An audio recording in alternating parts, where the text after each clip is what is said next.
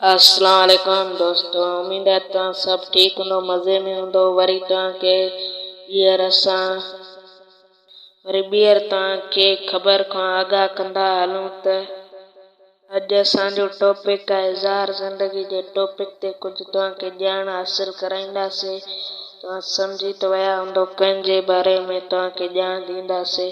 हिकु अहिड़ो सीन जंहिंमें हिकु माई मरी वई आहे। ॾिसो तव्हां, उहा मजू सतार लाड़ जी माउ हुई। हले छा हिन ड्रामे में इहो सीन कयो वियो आहे। ॾिसो तव्हां स्क्रीन ते ॾिसी रहिया हो।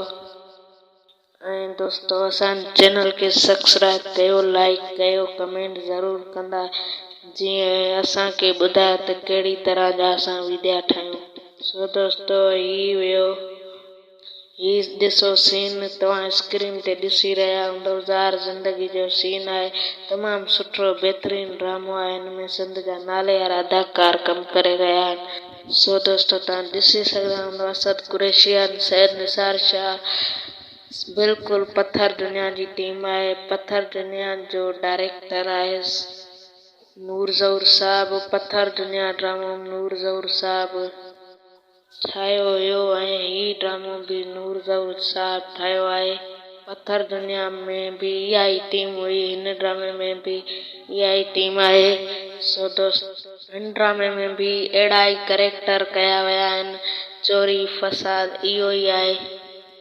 बंदूक बि ॾेखारी वई आहे, हथियार। ही सीन तव्हां ॾिसी रहिया हूंदो। इहो सीन ज़ार ज़िंदगी में आहे। सो दोस्तों, ही अॼु जी वीडियो जेकॾहिं पसंदि आई हुजे त लाइक सब्सक्राइब ज़रूरु कंदा एंड कमेंट करणु न विसारींदा। सो दोस्तों, मिलंदासीं नेक्स्ट वीडियो में। तेसि तक अल्लाह हाफ़िज़।